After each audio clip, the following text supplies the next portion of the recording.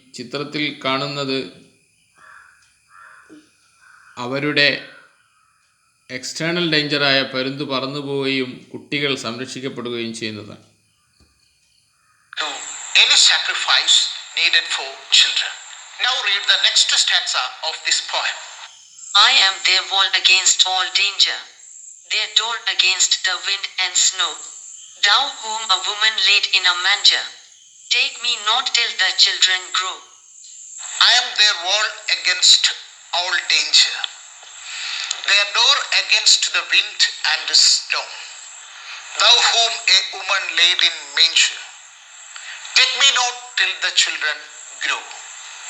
This is the last stanza of the poem, Any Woman. Can you connect the video you have just seen to the last stanza of the poem? Is there any connection between these two? Yes, you are right. Just like the mother hen, the mother in a family is also ready to take any risk for her children. She is ready for sacrifice. Whatever the children want, she is ready to give it. For that, she is ready to sacrifice her own pleasures. This is the concluding stanza in which the poet glorifies. അപ്പോൾ കഴിഞ്ഞ video ഇതുമായി എന്താണ് ബന്ധം ഉള്ളത് എന്ന് നിങ്ങൾക്ക് കാണാം. അവളുടെ ജീവിതം കുടുംബത്തിനു വേണ്ടി സമർപ്പിക്കുകയാണ്. ഏത് ഡേഞ്ചർ വന്നാലും അവർ എന്തു ചെയ്യുകയാണ്? തരണം ചെയ്യുകയാണ് എന്നതാണ്. Women, they are the walls that protect the house and doors that guard against. അപ്പോൾ മൊത്തത്തിൽ അമ്മയെക്കുറിച്ച് അല്ലെങ്കിൽ സ്ത്രീയെക്കുറിച്ച് പോയറ്റ് കൺക്ലൂഡ് ചെയ്ത് പറയുന്നത് എന്താണ്? അതായത് രത്നച്ചുരുക്കം, സ്ത്രീകളെ അവർ എന്തു ചെയ്യുകയാണ്? മഹത്വവൽക്കരിക്കുകയാണ്. അവർ വീടിൻ്റെ മതിലുകളാണ്. വീട് പ്രൊട്ടക്റ്റ് ചെയ്യാൻ വേണ്ടി ഉപയോഗിക്കുന്ന മതിലുകളാണ്, അതുപോലെ വാതിലുകളാണ്. ഏതൊരു മിസ്ഫോർച്യൂണെയും, ഏതൊരു അപകടങ്ങളെയും, അങ്ങനെയുള്ള മോശമായ അവസ്ഥകളെ തടഞ്ഞു നിർത്താനുള്ള വാതിലുകളാണ്. അപ്പോൾ ഇവിടെ മിസ്ഫോർച്യൂൺ കൊണ്ട് ഉദ്ദേശിക്കുന്നത് കാറ്റും തണുപ്പുമാണ്.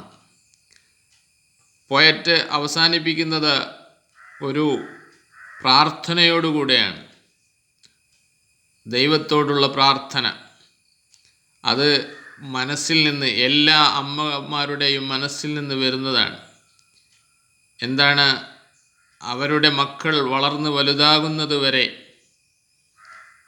ജീവിതത്തിൽ എന്നെ നിലനിർത്തണമേ എന്നതാണ് ഏതൊരു അമ്മയും ഉമ്മയും പ്രാർത്ഥിക്കുന്നത്.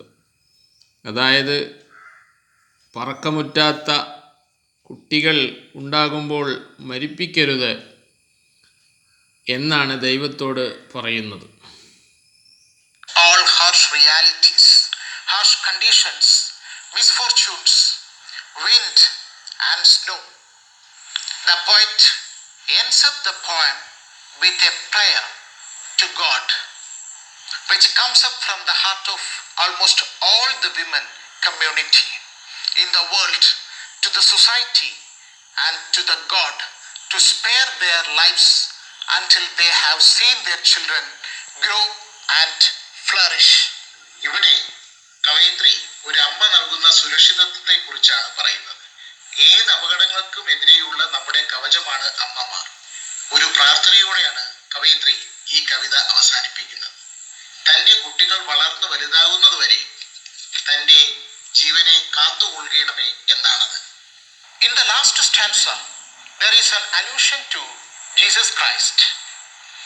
Here we have a word, manger. The meaning of the word is, it is something of a trough which we use to feed animals. You know, Jesus Christ. ഇവിടെ ഒരു അല്യൂഷൻ, നമ്മൾ നേരത്തെ പറഞ്ഞു പോയത്തിന് ആവശ്യമായ ചില ഫിഗർ ഓഫ് സ്പീച്ച്, അതിൽ ഒന്നാണ് allusion. Allusion എന്ന് പറയുമ്പോൾ വ്യംഗ്യമായ സൂചന. വ്യംഗ്യമായി വേറൊരർത്ഥത്തിലേക്ക് സൂചിപ്പിക്കുക. യഥാർത്ഥത്തിൽ മാൻചർ എന്നൊരു വേർഡാണ് ഇവിടെ ഉപയോഗിച്ചിരിക്കുന്നത്. മാൻചർ എന്നത് സാധാരണ ഉപയോഗിക്കുന്നത് തൊഴുത്തിനാണ്. അതായത് കന്നുകാലികൾക്ക് ഭക്ഷണം കൊടുക്കുന്ന, തീറ്റ കൊടുക്കുന്ന സ്ഥലത്തിനാണ് മാൻചർ എന്ന് പറയുന്നത്. ആ മാൻചറിൻ്റെ ചിത്രമാണ് അവിടെ കാണുന്നത്. അപ്പോൾ ആ മാൻചറിലാണ് ജീസസ് ക്രൈസ്റ്റ് ജനിക്കുന്നത്. കാരണം ഠിനാൻ എന്നത് ക്രിസ്ത്യാനിറ്റിയുമായി ബന്ധമുള്ള ഒരു നാട്ടിലാണ് ജനിച്ചിരിക്കുന്നത്. അപ്പോൾ അവരുടെ പോയത്തിലും ആ ഒരു വിഷയം വരും. Was born in a manger. That is why here the poet prays to Jesus God to spare her life. The writer also prays to God to bless her with a life until her children grow and flourish. The poet is also a woman. So the narration used here is first person narration. In the olden days we know that. അപ്പോൾ ഇവിടെ ഉപയോഗിക്കുന്ന narration, ഇവിടെ പ്രതിപാദിക്കുന്ന വർത്തമാനം പറയുന്നത് ആര് തന്നെയാണ്? First പേഴ്സണാണ്. First person singular, first persons പ്ലൂരലുണ്ട്. എന്നത് ഫസ്റ്റ് പേഴ്സൺ സംസാരിക്കുന്ന ആളാണ് തന്നെയാണ് പറയുന്നത്. അപ്പോൾ സംസാരിക്കുന്ന ആളിവിടെ ഒരു സ്ത്രീ ആയതുകൊണ്ട്, പോയറ്റ് സ്ത്രീ ആയതുകൊണ്ട് അവരുടെ തന്നെ വിഷയങ്ങൾ തന്നെയാകാം പറയുന്നത്. We gave women a very good status in our family. In the Indian cultural scenario, you can see that women are respected by everyone. But what's the condition now? The entire situation has. നമ്മുടെ മുൻകാല അവസ്ഥ സ്ത്രീകൾക്ക് നല്ലൊരു ബഹുമാനം കൊടുത്തിരുന്നു. പ്രത്യേകിച്ച് നമ്മുടെ Indian സാംസ്കാരിക സിറ്റുവേഷൻ, ആ അവസ്ഥയിൽ സ്ത്രീകൾക്ക് നല്ല ബഹുമാനം നൽകിയിട്ടുണ്ട്. പക്ഷേ ഇപ്പോഴത്തെ അവസ്ഥ ഒന്ന് നമുക്ക് നോക്കാം. Changed. Nowadays, women face a lot of problems, both inside the family and outside the family. It's you. ഇപ്പോൾ ഫാമിലിയുടെ ഉള്ളിൽ നിന്നും ഫാമിലിയുടെ പുറത്തു നിന്നും, കുടുംബത്തിൻ്റെ ഉള്ളിൽ നിന്നും കുടുംബത്തിൻ്റെ പുറത്തു നിന്നും സ്ത്രീകൾ വെല്ലുവിളികൾ നേരിടുകയാണ്. Next generation, the blooming buds. It's your responsibility to lessen or eliminate the problems, the obstacles faced by women in our society. So coming to the. അപ്പോൾ ഈ പോയം നൽകുന്നത് നെക്സ്റ്റ് ജനറേഷന് ഒരു സന്ദേശം നൽകുന്നുണ്ട്. അടുത്ത തലമുറക്ക് ഒരു സന്ദേശം. അതായത് സ്ത്രീകൾ നേരിടുന്ന എല്ലാ പ്രശ്നങ്ങളും പരിഹരിക്കാനുള്ള ഉത്തരവാദിത്തം നമ്മുടെ തലയിലാണ്. അതായത് സ്ത്രീകൾ നേരിടുന്ന ബുദ്ധിമുട്ടുകൾ, സ്ത്രീകൾ നേരിടുന്ന പ്രശ്നങ്ങൾ പരിഹരിക്കാനുള്ള, ഇല്ലാതാക്കാനുള്ള ഉത്തരവാദിത്തം നമ്മുടെ തലയിലാണ് എന്ന ഒരു മെസ്സേജ് കൂടി ഇത് നൽകുന്നുണ്ട്. Figure of speech is used in the poem. Did you identify any other figure of speech than metaphor? Yes, there is alliteration. It is occurrence of same letter or sound at the beginning of adjacent or closely connected words. Yes. Okay. Metaphor is the main figure of speech used in the poem Any Woman. What are the metaphors here? അപ്പോൾ മെറ്റഫറിനെ കൂടാതെ ഇവിടെ വേറെ എന്തെങ്കിലും figure of speech ഉപയോഗിച്ചിട്ടുണ്ടോ എന്നാണ് ചോദ്യം. അതെ, ഉപയോഗിച്ചിട്ടുണ്ട്. Alliteration എന്നതാണ്.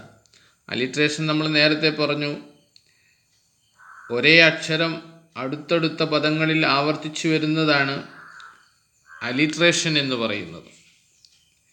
ഓക്കെ, മെറ്റഫറും ഇവിടെ യൂസ് ചെയ്തിട്ടുണ്ട്. The keystone of the arch, the roof and wall, the fire upon the hearth, etc. Here, the poet compares the woman to a pillar of the house, to a keystone of the house. Without the pillar, without the keystone, the whole building cannot stand by itself. It will definitely come down. It will collapse. അപ്പോൾ ഇവിടെ ഉപയോഗിച്ച മെറ്റഫറിൻ്റെ വേർഡുകൾ എന്തൊക്കെയാണെന്ന് നോക്കാം. ഒന്ന് key stone of arch, ആണിക്കല്ലാണ് എന്നാണ്. മറ്റൊന്ന് പില്ലാസ് എന്നതാണ്, തൂണുകളാണെന്ന്. മറ്റൊന്ന് റൂഫ് ആൻഡ് വാൾ, മേൽക്കൂരയും മതിലുമാണ് എന്ന്. മറ്റൊന്ന് ദ ഫയർ അപ്പോൺ എർത്ത്, ഭൂമിയിലുള്ള അല്ലെങ്കിൽ അടുപ്പിലുള്ള തീയാണ് എന്ന്. മറ്റൊന്ന് ടിസ്റ്റ് എന്ന് പറയുമ്പോൾ കയറിൻ്റെ കുരുക്ക് എന്ന് പറഞ്ഞാൽ കെട്ടാനുള്ള bond. Pillars, light of good sun, പിന്നെ ഒന്ന് ഗുഡ് സണ്ണിൻ്റെ, സൂര്യൻ്റെ പ്രകാശം എന്നാണ് പറയുന്നത്. So here the comparison is very much apt and clear. What are the rhyming words you have identified? Hearth, earth, sun, stone, hands, stands, and എന്തൊക്കെയാണ് ഇവിടെ ഉപയോഗിച്ച rhyming words? താളത്തിന് വേണ്ടി ഉപയോഗിച്ച വേർഡ്സുകൾ എന്തൊക്കെയാണ്? ഒന്ന് ഹെർത്ത് ആൻഡ് എർത്ത്. ഹെർത്ത് എന്നത് sun and stone, hands and stands. പിന്നെ ഉപയോഗിച്ചത് അലൈവ് ആൻഡ് ത്രൈവ്. പിന്നെ ഉപയോഗിച്ചത് together and tether, ring and wandering, roof and woof, spread and bed, manger and danger, snow and grew. ഇങ്ങനെയുള്ള വേർഡ്സുകളാണ് ഇവിടെ റൈമിംഗ് വേർഡ്സായി ഉപയോഗിച്ചത്. അതും മനസ്സിലാക്കണം. അതൊക്കെ നിങ്ങളുടെ അപ്രീസിയേഷനിൽ വരേണ്ടതാണ്. live, thrive, together, tether, ring, wandering are the examples of rhyming words in the poem. The poem uses a rhyme scheme. Did you identify the rhyme scheme of the poem? Except the first stanza, the poet used the rhyme scheme AB, AB. Apart from Catherine Turner, so many other writers, including Shakespeare. അപ്പോൾ rhyming scheme നേരത്തെ നമ്മൾ പറഞ്ഞതുപോലെ ഒന്നാമത്തെ stance ഒഴികെ ബാക്കിയെല്ലാം A B ആണ്. Commented on the importance of mother, the role of woman in a family. They also emphasized the role and influence of mothers in developing their children, in the growth of their children, and in the flourish of their children. There is a quote by Shakespeare in sonnet number 3. He narrates the influence of a mother in a child, which is more or less physical, when he says, "Thou art thy mother's glass, and she in..." വളരെ വലിയ ആൾക്കാരൊക്കെ, വലിയ ജനങ്ങളൊക്കെ സ്ത്രീകളുടെ മഹത്വത്തെക്കുറിച്ച് പറഞ്ഞിട്ടുണ്ട്. അതിൽ പ്രധാനപ്പെട്ട ഒരാൾ ഷേക്സ്പിയറാണ്. ഷേക്സ്പിയർ അദ്ദേഹത്തിൻ്റെ സോണറ്റിൽ 3 പറഞ്ഞത് ഇവിടെ പ്രതിപാദിക്കുകയാണ്. "ദോ ആർ ദൈ മദേഴ്സ് ഗ്ലാസ്." ഓ കുഞ്ഞിമോളെ, നീ നിൻ്റെ അമ്മയുടെ ഗ്ലാസ്സാണ്, കണ്ണാടിയാണ്. അല്ലെങ്കിൽ കണ്ണാടിയുടെ സ്വഭാവം പ്രതിബിംബം നൽകുക എന്നതാണല്ലോ. അപ്പോൾ നീ പ്രതിബിംബമാണ് എന്നാണ് ഇപ്പോൾ പറഞ്ഞത്. And she in thee calls back. അവൾ, അതായത് മദറിനെ, ഇൻ ഡി നിന്നിലായിട്ട്, calls back the lovely April of her prime. അവളുടെ ആദ്യകാല ജീവിതത്തിലെ ഏപ്രിൽ മാസത്തെ, വളരെ സന്തോഷദായകമായ ഏപ്രിൽ മാസത്തെ നിന്നിലൂടെ അവൾ കൊണ്ടുവരികയാണ് എന്നാണ് ഷേക്സ്പിയർ പറഞ്ഞിരിക്കുന്നത്. He calls back the lovely April of her prime. There are 2 kinds of mirrors. First, that of glass. Secondly, a child who reflects his parents or her parents' beauty. You are mirroring yourself, the beauty of your parents. ഇവിടെ രണ്ടർത്ഥമാണുള്ളത്. ഒന്ന് glass, കണ്ണാടി. രണ്ടാമത്തത് അവരുടെ കുട്ടികൾ അവരുടെ രക്ഷിതാക്കളുടെ beauty, സൗന്ദര്യം എന്തു ചെയ്യുന്നു, പ്രതിനിധീകരിക്കുന്നു അല്ലെങ്കിൽ പ്രതിഫലിപ്പിക്കുന്നു എന്നതാണ്. Parents, your mother. So, the importance of mother in one's life is limitless and her value cannot be estimated fully. I hope you have enjoyed the poem. Now, coming to the activities. There are 3 activities given in your textbook. The first activity is about composing. അപ്പോൾ നിങ്ങൾ ഈ poem ആസ്വദിച്ചു എന്ന് തോന്നുന്നു. നമുക്ക് ഇനി 3 ആക്ടിവിറ്റീസിലേക്ക് കിടക്കാം. ഒന്നാമത്തെ ആക്ടിവിറ്റി പറയട്ടെ. Lines. That means you are going to become poets. Can you compose a few lines about a particular theme? I will give you some themes. You write. ഒന്നാമത്തത് നിങ്ങൾ കുറച്ച് ലൈനുകൾ, വരികൾ ഉണ്ടാക്കാനാണ്. അതായത് നിങ്ങൾ ഒരു പോയറ്റാകാൻ പോകുന്നു എന്നാണ് അതിൻ്റെ അർത്ഥം. അപ്പോൾ അതിനുള്ള തീമുകൾ എന്താണെന്ന് ഞാൻ പറയാം. കുറച്ച് തീമുകൾ, കുറച്ച് ആശയങ്ങൾ നിങ്ങൾക്ക് മുന്നിൽ ഞാനിടാം. About the role of your mother. You write. ഒന്ന്, നിങ്ങളുടെ അമ്മയുടെ അല്ലെങ്കിൽ ഉമ്മയുടെ പങ്ക്, ഫാമിലിയിൽ ഉള്ള പങ്ക് എന്താണ്? About your mother's love. രണ്ടാമത്തത് നിങ്ങളുടെ മദറിൻ്റെ സ്നേഹത്തെക്കുറിച്ച്. You write about sweet home. You can also write നിങ്ങൾക്ക് എഴുതാം നല്ല ഒരു വീടിനെ കുറിച്ച്. about sacrifice, parents' role. നിങ്ങൾക്ക് സമർപ്പണത്തെക്കുറിച്ച് എഴുതാം. രക്ഷിതാക്കളുടെ പങ്കിനെക്കുറിച്ച് എഴുതാം. Family, all those things. കുടുംബത്തെക്കുറിച്ച് എഴുതാം. ഇങ്ങനെയുള്ള സംഗതികളെക്കുറിച്ച് നിങ്ങൾക്ക് ആശയം അതാക്കി വെച്ച്, തീം അതാക്കി വെച്ച് നിങ്ങൾക്ക് പോയം കമ്പോസ് ചെയ്യാം. Dear students, you can write your own poems regarding any one of the themes that I have mentioned. So, today, after reading the poem 3 or 4 times, you write or create your own poems and send it to your teacher and try to publish. അപ്പം നിങ്ങൾ ഉണ്ടാക്കിയ ഈ poem നിങ്ങൾ ടീച്ചേഴ്സിന് അയച്ചു കൊടുക്കണം. ഈ ഞാൻ നേരത്തെ പറഞ്ഞ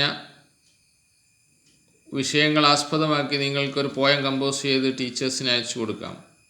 അടുത്ത ഇതിലേക്ക് നമുക്ക് പോകാം. അടുത്ത activity. It in your school magazine when the school opens. മാത്രമല്ല അത് നിങ്ങളുടെ സ്കൂൾ ഓപ്പൺ ചെയ്യുമ്പോൾ നിങ്ങൾ സ്കൂൾ മാഗസിനിലേക്ക് പബ്ലിഷ് ചെയ്യുകയും വേണം. Now I am going to give you another activity.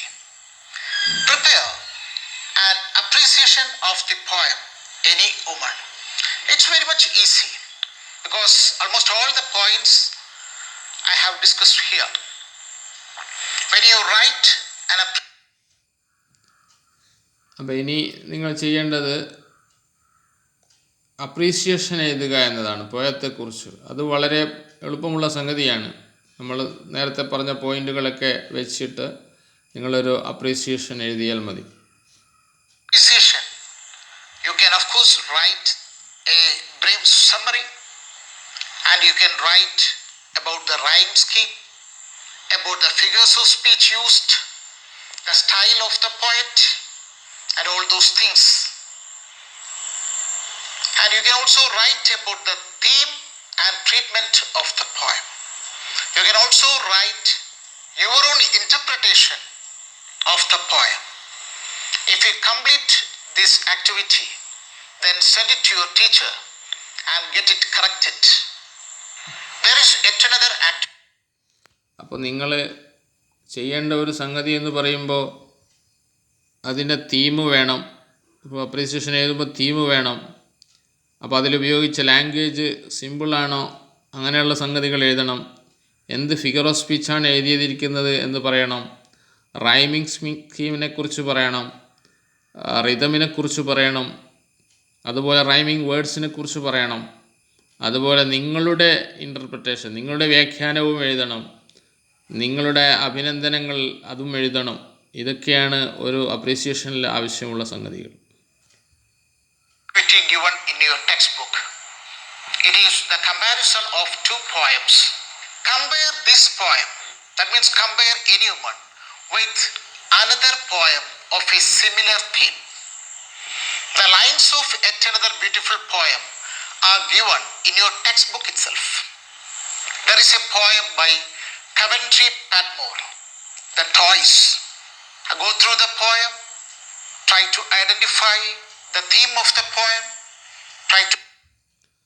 അപ്പോൾ നിങ്ങൾ ഇനി മൂന്നാമത്തെ ആക്ടിവിറ്റി എന്ന് പറയുന്നത് ടെക്സ്റ്റിൽ കൊടുത്തിരിക്കുന്നത് എനി വുമൺ എന്ന ആ പോയത്തെ ദ ടോയ്സ് എന്ന ടെക്സ്റ്റിൽ ആക്ടിവിറ്റിയുടെ സ്ഥാനത്ത് കൊടുത്ത ടോയ്സ് എന്ന പോയവുമായി കമ്പയർ ചെയ്ത് ഒരു റിവ്യൂ തയ്യാറാക്കുക എന്നതാണ്.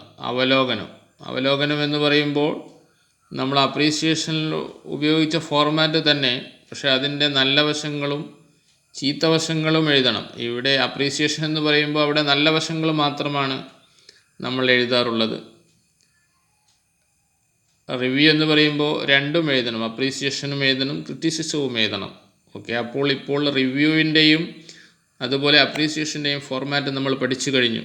Okay, Identify the techniques used by the poet in that poem. Try to identify the figures of speech, the language, rhythm, and everything. Then you make a comparison with this poem you have already studied. And when we come to the next class, you have to submit this. We will be back with another English class. അപ്പോൾ ഇത് രണ്ടും compare ചെയ്ത് എഴുതുക. അതായത് the toys എന്നതും അതുപോലെ any woman എന്ന് പറഞ്ഞതും. എനി വുമണിൽ ഉപയോഗിച്ച തീം ഇങ്ങനെയാണ്. അപ്പോൾ അതിൻ്റെ നല്ല വശങ്ങളും ചീത്ത വശങ്ങളും എഴുതാം. അതുപോലെ ടോയ്സിൻ്റെ തീമും അതിൻ്റെ നല്ല വശങ്ങളും, അത് ഉഷാറാണ്, അത് നല്ല ആശയമാണ്, അതല്ല അത് ചീത്ത ആശയമാണ് എന്നിങ്ങനെ പറയാം. അങ്ങനെയുള്ള വിഷയങ്ങൾ എഴുതുക, രണ്ടും കമ്പയർ ചെയ്ത് എഴുതുക എന്നതാണ് ഇവിടെ ഉദ്ദേശിക്കുന്നത്. Till then, read the poem, discuss with your teachers, do the activities I suggested here. Until then, goodbye, stay safe. അപ്പോൾ നിങ്ങളിതെല്ലാം ചെയ്തിട്ട് 3 ആക്ടിവിറ്റിയും ചെയ്തിട്ട് നിങ്ങളുടെ ടീച്ചേഴ്സിന് കാണിക്കുക. എന്നിട്ട് നിങ്ങളത് ക്ലാരിഫൈ ചെയ്ത് വാങ്ങണം എന്ന് ഓർമ്മിപ്പിക്കുകയാണ്. Okay, stay safe. നിങ്ങൾ സുരക്ഷിതരായിരിക്കൂ. നമുക്ക് വീണ്ടും കാണാം.